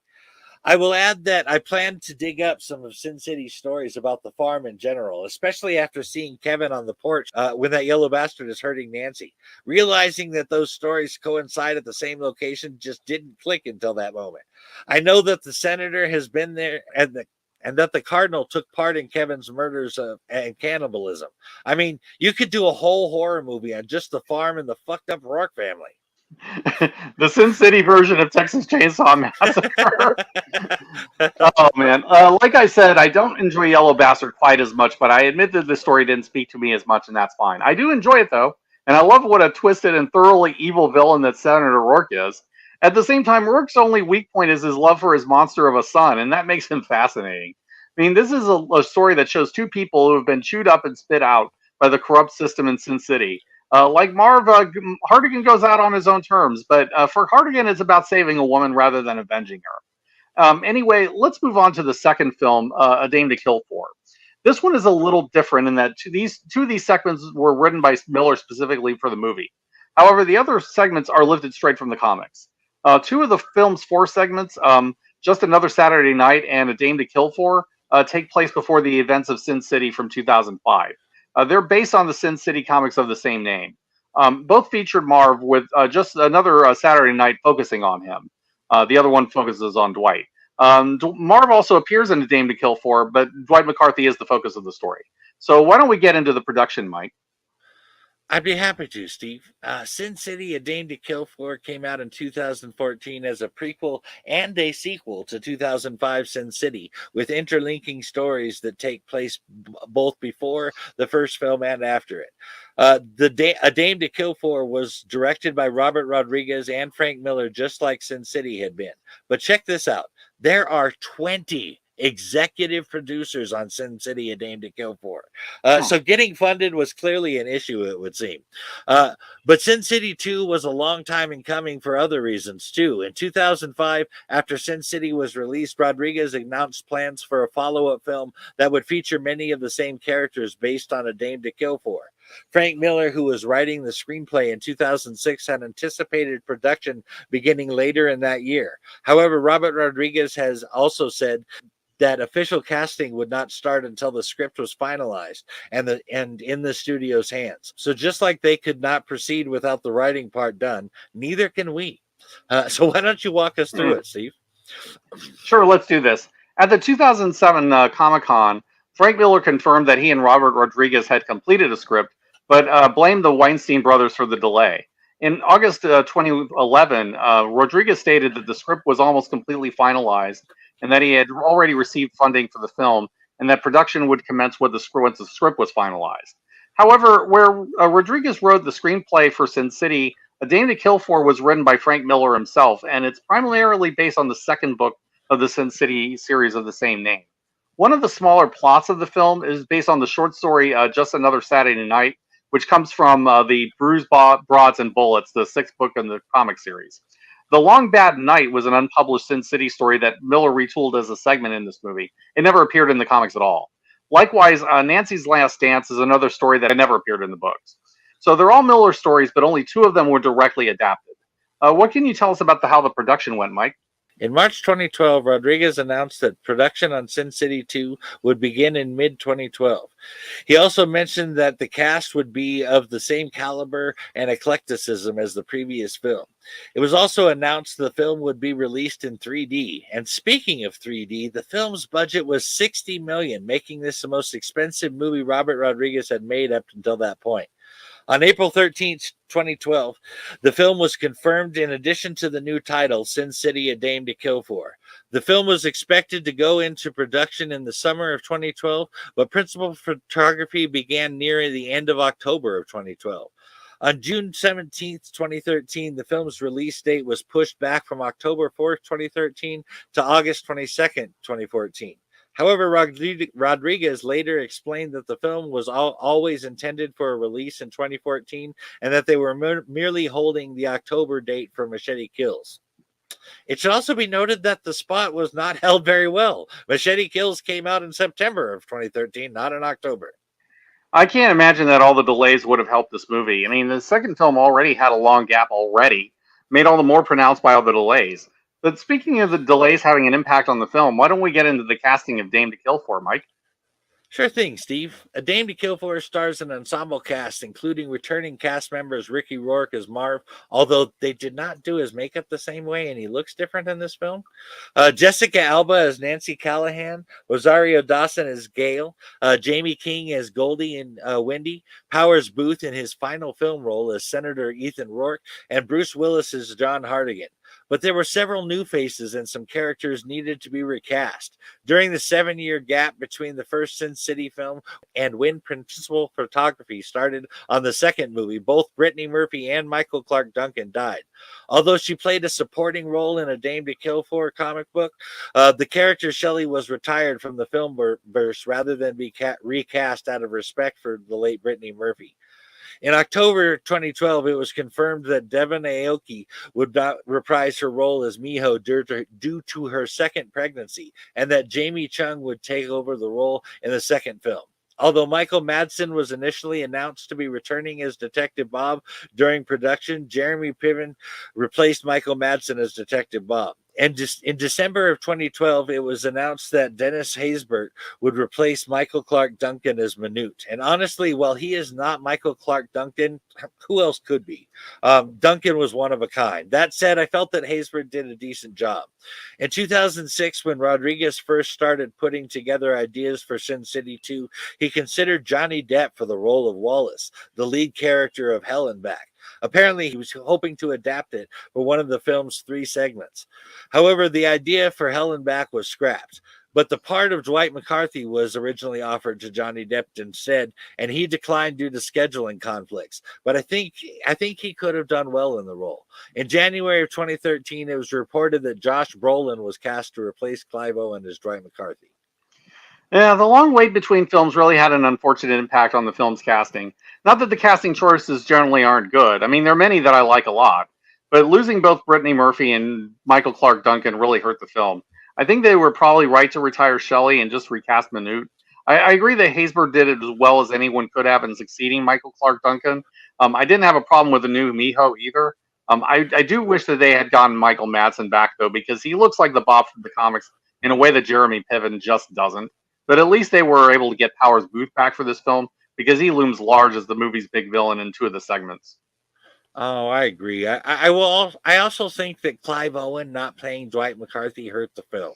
I like Brolin as an actor, and I even think he did a decent job as Dwight, but I know that for this role, Clive Owen would have been better. But there were all new characters in A Dame to Kill For too. During initial pre-production in 2005, Angelina Jolie was said to be Rodriguez's first choice for the role of Ava Lord, so much so that he was delaying production to correspond with her pregnancy, according to Rosario Dawson. However, there were other frontrunners, including Selma Hayek, Rose McGowan, Rachel Weisz, Anne Hathaway, Scarlett Johansson, and others. However, in January of 2013, it was officially announced that Ava Green had been cast in the role. Jake T. Austin auditioned for the role of the brand new character Johnny, but that same January, it was confirmed that the role went to Joseph Gordon-Levitt, who took the role despite being offered roles in 2014's Guardians of the Galaxy and 2014's Godzilla, which I think says a whole lot considering how huge those films were. The character of Johnny was made just for A Dame to Kill For and is not to be confused with another character named Johnny from a short story, Daddy's Little Girl. This new character is described as a cocky gambler who disguises a darker mission to destroy his most foul enemy at his best game. Also, that same January, Ray Liotta was announced to play Joey Kennelly, a married businessman who is cheating on his wife. Juno Temple was cast as Sally, Joey's mistress, and a girl from Old Town. Christopher Maloney was cast as Mort, Bob's new partner and one of the few honest cops in Basin City. That same day, it was announced that Julia Garner was cast as Marcy, a young stripper who crosses paths with the new character of Johnny. Then in February of 2013, it was announced Stacy Keach had been cast as the villain Alric Wallenquist. Lady Gaga was brought on to play Bertha the waitress in A Long Bad Night Part 2. And last but not least, Frank Miller can be seen sitting next to Marv in Katie's bar. You know, since you mentioned him, I'll briefly mention Wallenquist here because there's something worth bringing about that character. Frank Miller created another character named Alaric Wallenquist during his Daredevil run. That Wallenquist was a thief and not a crime lord. I'm guessing Miller must have really liked the name if he decided to reuse it on one of his Sin City characters. But there's no question that Sin City's Wallenquist is the Wilson Fisk of this series. No doubt at all, but I do find it odd that Miller would reuse a name like that. I certainly wouldn't work in someone else's sandbox and name a character after a character I had already had with that name in my universe. Like, there will never be another Patrick O'Leary or Frank Wade, but that's just me. I believe you had a comment on Ava Green's casting, though, didn't you, Steve? I sure do, though. I'll briefly point out that other writers have done this as well. Warren Ellis created a Jaquita Wegener for Marvel in Hellstorm before he created Jaquita Wagner for Planetary, using just a slight name change. And by the way, Planetary is awesome and you should read it. Some names just stick in writers' heads, I guess, and they try again until they get it right sometimes. I don't think I'd ever try something like that myself, though, but let's move on. There's no question that Ava Green was the perfect casting choice for Ava Lord, although I do understand why they held out for Angelina Jolie. She would have been fine. Green would have had the natural gift for playing femme fatale characters, and Ava is the archetype taken up to 11. She brought the sexuality, the presence, and the cold manipulative side to Ava. When she ends up taking hold of these men that she seduces, I mean, you believe it easily. I also really like the choice of Christopher Maloney as Mort. Maloney is a fixture of all those Thursday night cop shows, and translating that into noir worked really well. Also, I really like Joseph Gordon-Levitt as Johnny. I mean, he has that brash cockiness that really fits a gambler. Definitely. While the casting on A Dame to Kill For is not as good as it was in 2005 Sin City, it was well done. But what do you say we get into Just Another Saturday Night? The story for Just Another Saturday Night goes like this. Marv regains consciousness on a highway overlooking the projects, surrounded by several dead frat boys and a crashed police car, with no memories of how he got there. He retraces his steps, recalling that since it's Saturday night, he would have watched Nancy Callahan dance at Katie's saloon. Next, we see him stepping outside Katie's into the alleyway, where he smells burning hair and flesh and sees a homeless man on fire running away. A little further down the alleyway, Marv runs into 4 rich frat boys burning another homeless man alive. When Marv intervenes, the leader of the frat boys shoots him in the arm, calling him Bernini Boy, which Marv mishears as Bernie. They flee, and Marv follows them, stealing a police car on the way, which he crashes into their car, leading to his blackout and memory loss. He follows the 2 surviving frat boys into the projects, the neighborhood where he grew up and where he has people everywhere. With the assistance of the deadly residents lurking in the shadows, he dispatches the frat boys, killing their leader himself after questioning him about being called Bernini Boy, and learns that it is a brand of the coat he is wearing. After slitting the boy's throat, he considers his coat as he realizes he cannot remember where he acquired it. Probably the way that he acquires all of his coats. He killed the guy that owned it. Anyway, this story is perfectly fine. I mean, not amazing like some of the early Sin City volumes, but it works as a cold open. You get Marv doing what he does best and just tearing through these kids. I mean, Marv has a bit of his restraint here. I mean, at least compared to the Hard Goodbye, but he doesn't let anybody off light either. It's a good action set piece, but nothing truly thought-provoking or incredible. The short just does what it needs to, and that's good enough. That is a pretty good assessment, and I think I can get behind that. But if I could talk about Marv again for a minute, basically all of the stories in A Dame to Kill For really add to my perception of Marv as a tragic figure. He is the biggest, toughest, meanest guy around, but there is clearly good in him. While he is willing to hurt and kill, he is not willing to do it for just any reason, and not to just anybody. He often talks about how he doesn't mind hurting this group or that group because they are genuinely bad guys. While he cannot remember it all or make sense of what he does remember all that well, doing things like taking out those pieces of shit frat boys was definitely a public service in Sin City, or as Marv puts it, his civic duty. Yeah, agreed. Marv is in a more rational place than he is in the Hard Goodbye, so I guess he's on his meds in this one. But he's a character who values kindness, and he only ever really gets nasty against people who have really asked for it. But when he does, watch out, because Marv likes him some retributive justice and then some. Actually, I read a scene in the comics where, and I was really kind of surprised by it, where Marv is full on getting threatened over and over by a guy who is trying to show off in front of his friends. And Marv actually gives him many, many chances to walk away. Just flat out tell him, look, man, you don't want to do this. Just walk away. And even others tell the guy, look, man, just walk away. You don't want to mess with Marv. Finally, he has to handle the guy, but Marv doesn't just unload for the sake of unloading. That's one of the things I like about him, actually. He's not a wannabe out there trying to prove himself. However, there are lines you just don't cross with him. But I believe you had a story synopsis for us, didn't you, Steve?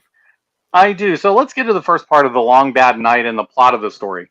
Johnny, a cocky young gambler, arrives in Sin City and heads to Katie's bar. He immediately hits the jackpot on multiple slot machines. Taking a young waitress Marcy with him as a good luck charm, he buys himself into the backroom poker game led by the all-powerful Senator Rourke. Johnny repeatedly wins in the high-stakes game, and he cleans the senator out. One other player, the corrupt police lieutenant Leibowitz, warns him to free the city. Instead, Johnny takes Marcy out for a night on the town. I mean, he walks her home, and then Rourke's goons suddenly attack him. He fights them off, and he tells Marcy to meet up at a hotel, and he's escorted into Rourke's limousine. In payment for the humiliation that he suffered at the card game, Rourke takes back his money and uses a pair of pliers to break the fingers of Johnny's playing hand. They toss Johnny out of the car, and the senator shoots him in the leg. I mean, Rourke reveals that he recognized Johnny as his illegitimate son. However, he remarks that he only considered his dead son Rourke Jr., who he thought of as his own flesh and blood. So he leaves Johnny alive, preferring to let him suffer, and Johnny swears revenge. That pretty much covers it. I mean, what an exciting first half of that story. I mean, the real standout thing about this story is Rourke. It is one thing to hold the secrets of the whole city and being able to collapse it all like a house of cards if anyone turns on you. But it is entirely another thing to constantly rub people's nose in their shit all the time and play power trips on them. Take that little poker game, for instance.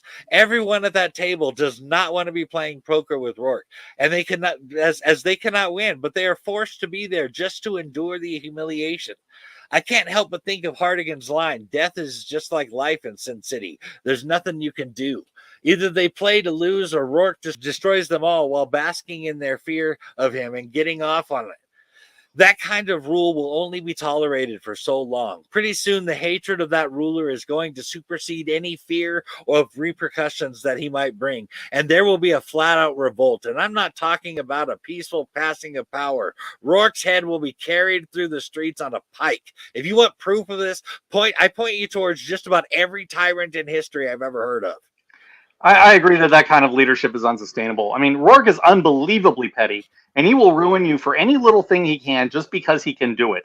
We've already seen the lengths he took to destroy Hardigan, and he just did far more to Rourke than Johnny did. But Rourke is so awful that he breaks his own son for outplaying him in his own game, and that takes Rourke to a new level of evil.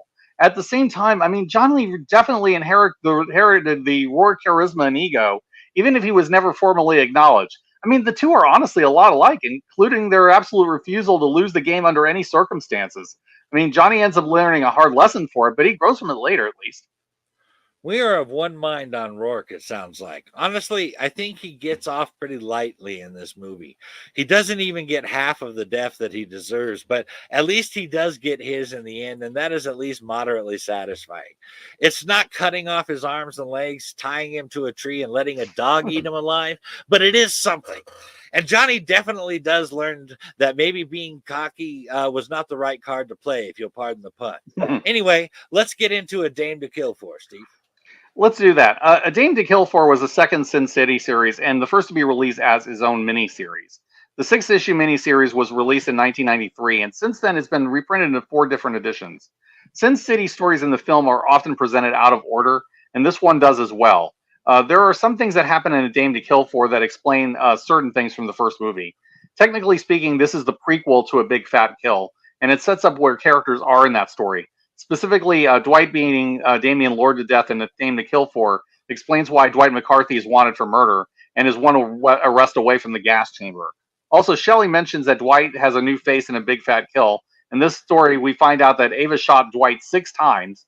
This is particularly relevant because in the movie, she only shoots him 4 times, including once in the eye, blasting him out of a window where he's rescued by Marv and taken to Old Town. Dwight gets surgery and a newly reconstructed face from the prostitutes in Old Town, thanks to Gail proclaiming her unwavering allegiance to Dwight because he's the only man she will ever love. Also, we find out that why Miho was the one to save Dwight from the tar pits and why she didn't kill him the night that he showed up shot to hell. We find out that Dwight saved Miho's life when she was 15, 3 years before the story. But it was sometime before that when Dwight and Gail had their one fiery night, which is something that is referenced in A Big Fat Kill as well. Also, Minute's right eye is missing because Marv ripped it out while whooping Minute's ass in A Dame to Kill For, and Minute is revealed basically to not be human. Also, the scene where Marv and Dwight are being followed in Old Town by the cops, and all of them turn back but one, and they destroy his vehicle, that's right from the comic, and it served to introduce the reader to the truce between the cops and the girls of Old Town, and showed that the cops had no authority there. Also, you'll note that in the corner of the screen, when the cop car blows up, we see a man running away, and I think that was the cop. I say this because in the first film, they see clearly that they could rough a guy up, but he had to be left alive. That was the rule. In the comic, we see 2 cops running away from the car as well, so that seems to fit. So you probably could see A Dame to Kill For and The Big Fat Kill as 2 chapters in Dwight's overall story.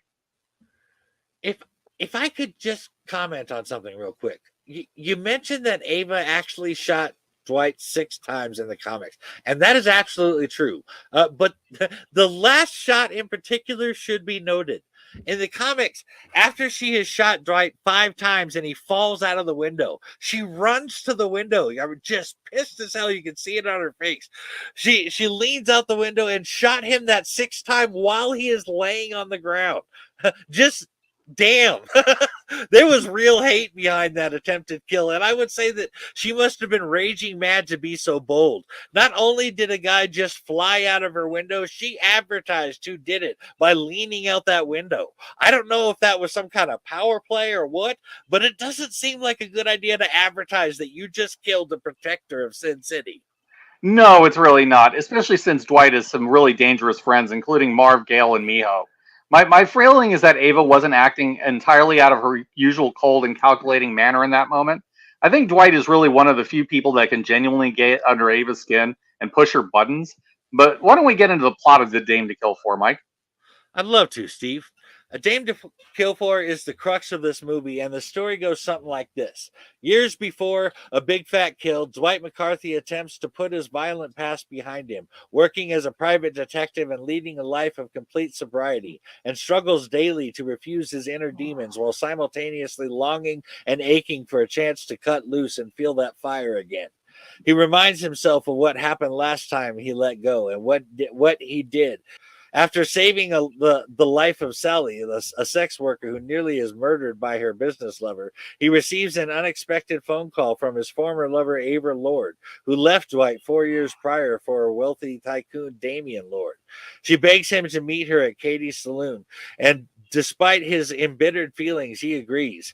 When Ava arrives, she slithers over to him and begs for forgiveness for leaving him, and implies she is afraid for her life. But Dwight knows that she is evil and a lying manipulator, so he's not even hearing her bullshit. Or at least that is his front on the outside. It is around this time, however, that her massive chauffeur, Manute, arrives to escort her home, and Dwight steps to Manute to defend her, basically tossing his front of not caring out the window. However, Dwight is unable to get her out of his mind and sneaks into Damian Lord's estate later, where he observes Ava swimming in the nude, but he is caught and beaten unconscious. Dwight is returned home where a nude Ava waits for him in bed.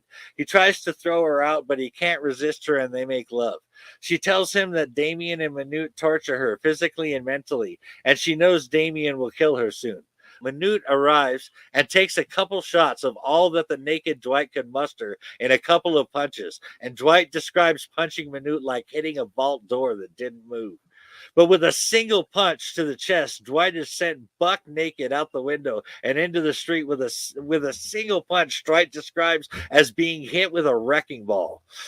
Determined to rescue Ava, Dwight goes to Katie's and gets Marv wasted so that he can manipulate him into fighting for him and even dying for him if necessary, and he has zero guilt about it. He figures that if he wasn't using Marv and putting him in danger, someone else would be. Basically, Marv is cannon fodder for Dwight, just like he was for Nancy, and Dwight especially acted like Marv deserved it.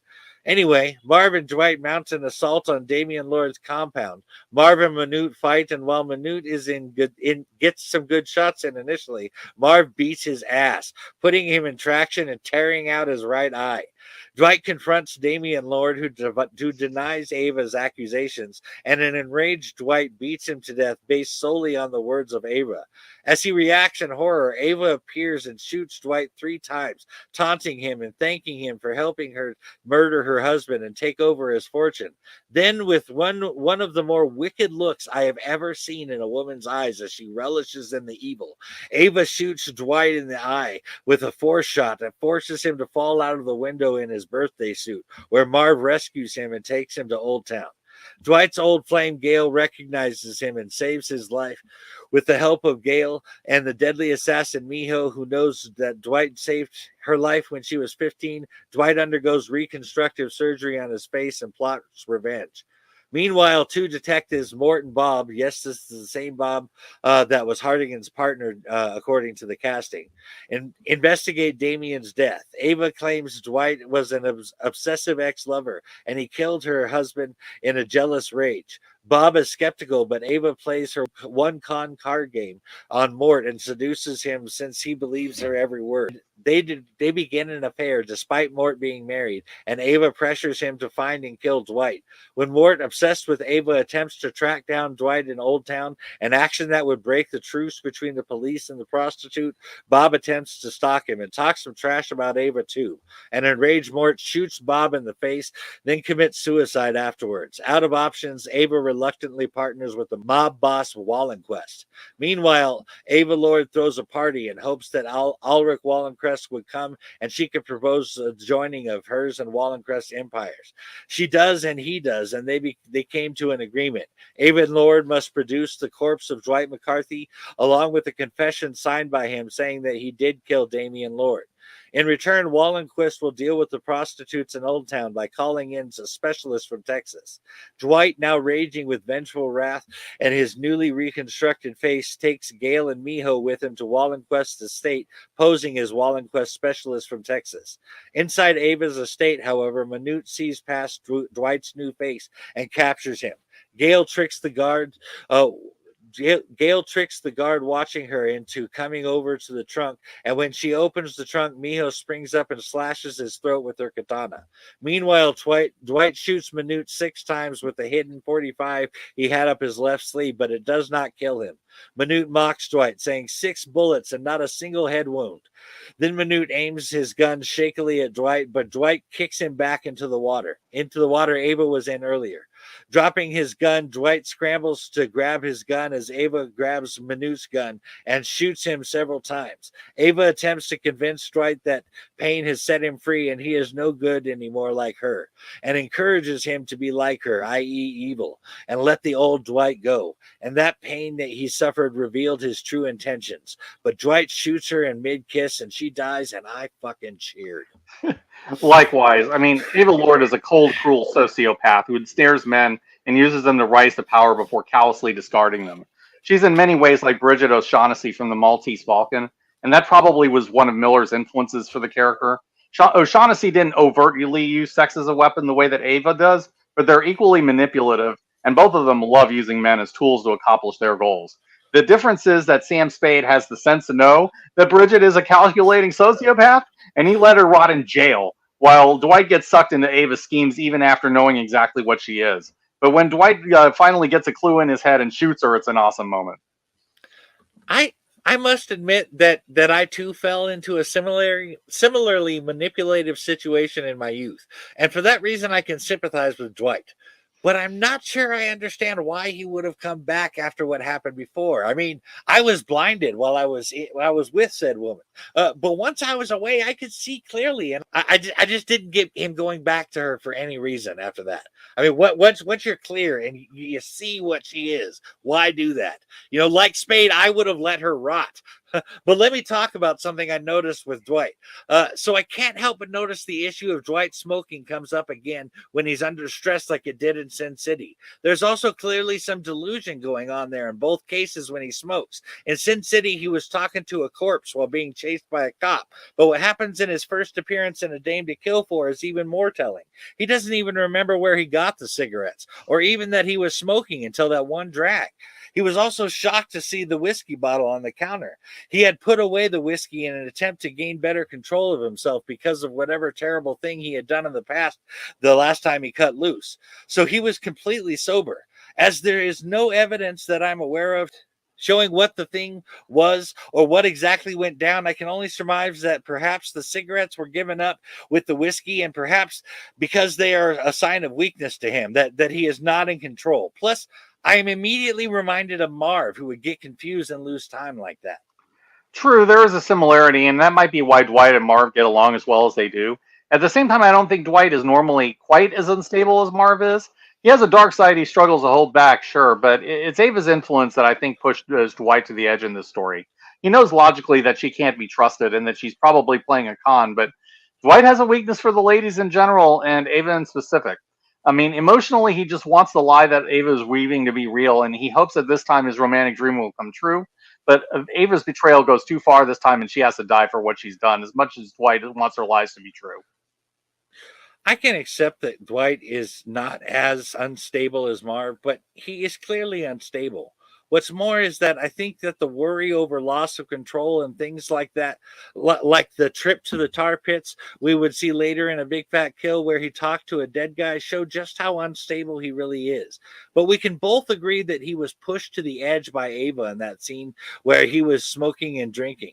But I also have to mention one more thing before we move on to the next story. Miho kicked some serious ass in A Dame to Kill For, and I think I really like the stylized white blood with the black and white background. I have to say my favorite kill was when she came up through the skylight and chopped all those guys' heads off in one deadly spin. But why don't we get into The Long Bad Night, Part 2, Steve? I'm with you on Miho, but sure, let's get into it. So Johnny visits an unlicensed Dr. Koenig, who shows up, he shoots up heroin before trading his services for Johnny's last $40, as well as his shoes. Realizing that he left Marcy unprotected, Johnny rushes to his hotel, but he finds Rourke waiting for him, along with Marcy's dismembered head and hands. Ouch. Again, Rourke lets him go. So intent on taking down Rourke, Johnny only needs $1 to win enough money to get into the poker game at Katie's, but he's completely busted. Johnny stops by a diner saying that he doesn't have any money, but he would like a glass of water, and the waitress Bertha takes pity on him and gives him that dollar he needed. Johnny uses that dollar to regain enough money playing slots to buy his way back into Rourke's game the following night. Playing a card sharks con, Johnny folds his first few hands, allowing Rourke to taunt him about his dead mother. He once again cons Rourke into going all in, then reveals his winning hand. Johnny taunts Rourke, saying that he has proven that he is better than Rourke, and reminds them that tonight's story of how the same man beat him twice will follow him for the rest of his life. His vengeance completed, Johnny smiles resignedly, a single tear running down his face as Rourke shoots him in the head, commanding his men to get rid of the body. This story is about how Johnny faces a crisis of confidence after the beating he took in part 1. He's completely ruined and penniless after what Rourke does to him, and the girl who he came into the game with ends up dead. But Johnny's able to build himself up again, regains his fighting spirit, and then finds that Rourke confidence again. I do get the feeling that Johnny is playing Rourke at first, pretending to be broken, and then having learned his lesson, but it's a setup. You have two people who hate losing, and both have an indomitable will to win the game, whatever it takes.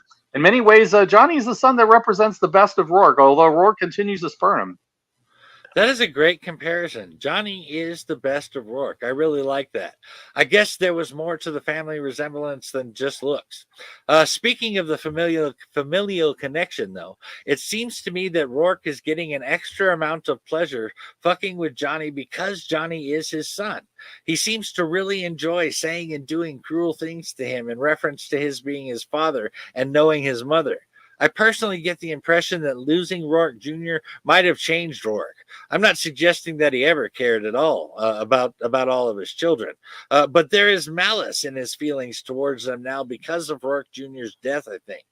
But it's just a theory. Also, I think that Johnny also did what he did to Rourke specifically because Rourke was his father. He knew that he would end up dead, but if he could avenge his mother and prove himself better than his father, I imagine there was some kind of vindication there for him. Plus, he did one of the only things that might leave a lasting effect on Rourke by starting that legend that will be spoken of in whispers. True, and I think you're onto something with the Junior idea. I think that Rourke hates Johnny for being the one that survived while his favorite son was destroyed and then killed. He has no one to direct that rage and grief towards, not with Hartigan dead. So Rourke, being as malicious and petty as he is taking all of his rage out on Johnny. Worse, Johnny beat Rourke at a game that he feels he should have won, an embarrassment that he's not going to tolerate. That's something he wanted for Junior, not an illegitimate child of a woman that he hated. So Rourke does a lot of projection, I'm noticing. But let's get into the last story on our list, Mike, shall we? Absolutely. 4 years after That Yellow Bastard, Nancy Callahan is in deep depression over John Hartigan's death and angry that he promised her she would never lose him, but he isn't there anymore.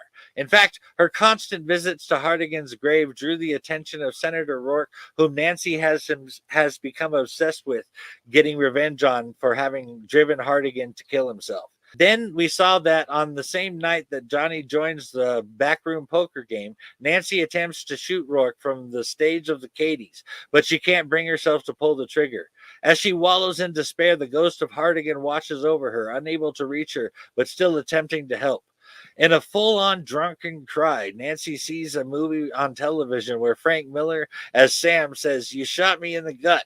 And Robert Rodriguez, as Sam's unnamed friend, says, "It wasn't me, Sam. It was the babe."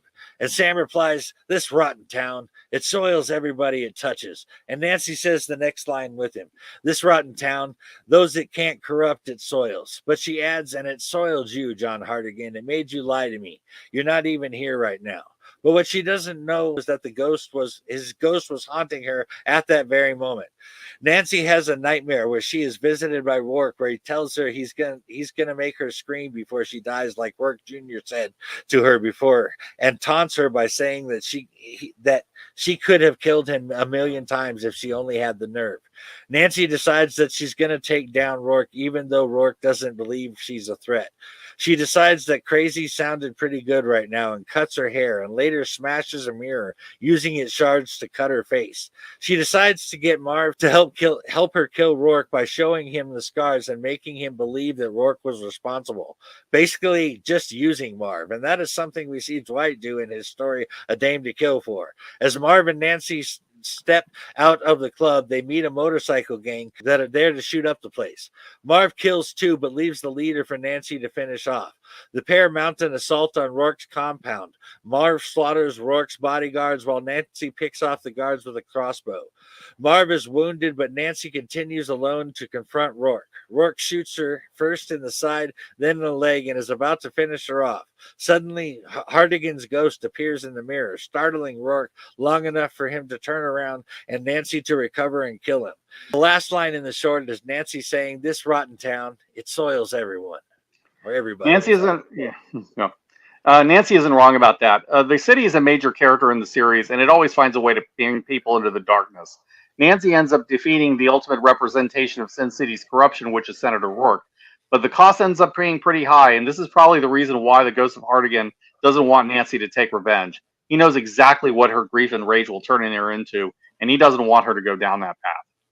I can certainly see that. Revenge is never a good plan, and if you want to do it, you should start by digging two graves, as the saying goes. Hartigan could see what her pain was doing to her, but he knew that even with that pain, she would be worse off and hollow even if she survived. But like Rourke said, he could not even believe that she had made it as far as she did, and I'm sure Hartigan was worried it would be the death of her, and he was right. But I believe you had some thoughts on the film to share, didn't you, Steve? Yeah, while I do mostly like this short, I do have a problem with this story that I want to talk about. Nancy's Last Dance does not really seem to fit in anywhere in terms of continuity. The last time Marv meets Nancy in The Hard Goodbye, she has her normal face, and she doesn't act the way that she does here.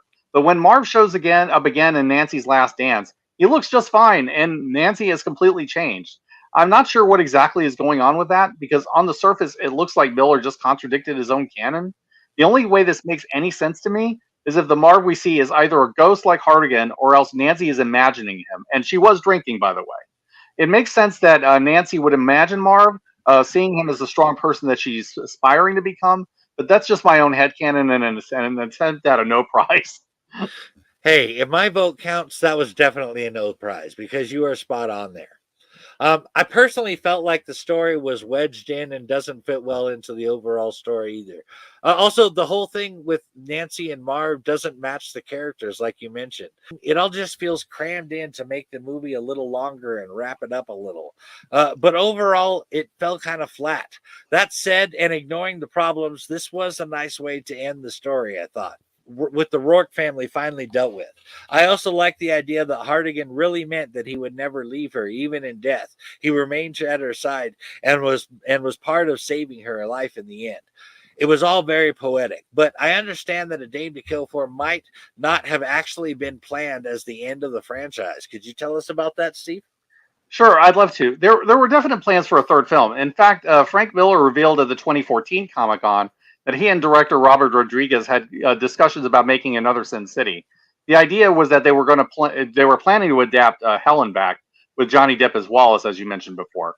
Depp was reportedly interested in doing a Sin City film because he was a fan of the series, but it just wasn't to be.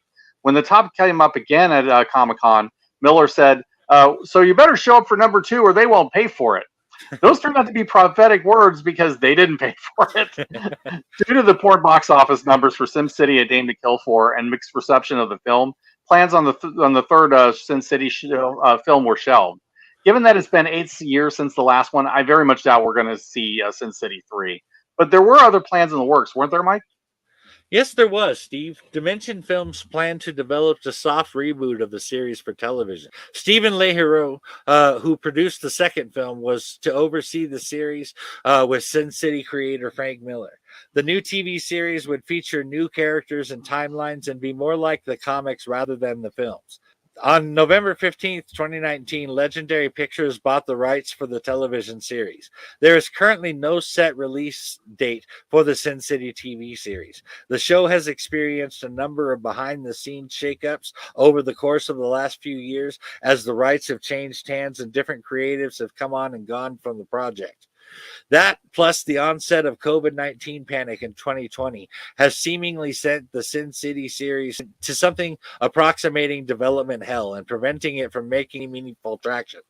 Another issue that has prevented Sin City from gaining enough traction to get a release date is the legal turmoil happening behind the scenes. In August 2020, Deadline reported that Frank Miller was being sued by producer Stephen Leheroux over the rights to the series, as well as the rights to the film adaptation of Hard Boiled. Leheroux had previously collaborated with Miller and Robert Rodriguez on Sin City: A Dame to Kill For, and was part of the original creative team brought on board for the series when it was first announced in 2017.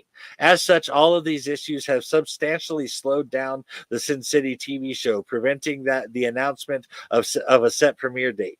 What we do know about the series, if it moves forward, is that Glenn Mazzara, Len Wiseman, and Stephen Leheroux had joined the project to develop a Sin City series that would focus on entirely new characters and strike out in a different direction from Frank Miller's books and the Robert Rodriguez movies. This would seemingly indicate a completely fresh start for the Sin City universe. You know, I can't say that I would be interested in an approach like that. In all fairness, there is plenty of room for many different kinds of stories in the world of Sin City. I mean, a TV series about Sin City could certainly work, but it's only Sin City if it follows the vision of Frank Miller. I mean, that's something that Robert Rodriguez understood, and it doesn't sound like Great Leheroux grasped why the first movie did so well in the first place. I mean, I get why they don't want to compete with Rodriguez, who perfected the comics accurate version of the comic, but this is not the way to go about it. I would not be interested in that either. And I can all but guarantee that it would be canceled for those reasons you mentioned. But that about wraps up our Sin City episode. I have found a new passion for these books and these films thanks to doing this episode. And I hope that you, as the listener, have been equally inspired or at least entertained. Thanks for hanging out with us. And thank you to our patrons who make this podcast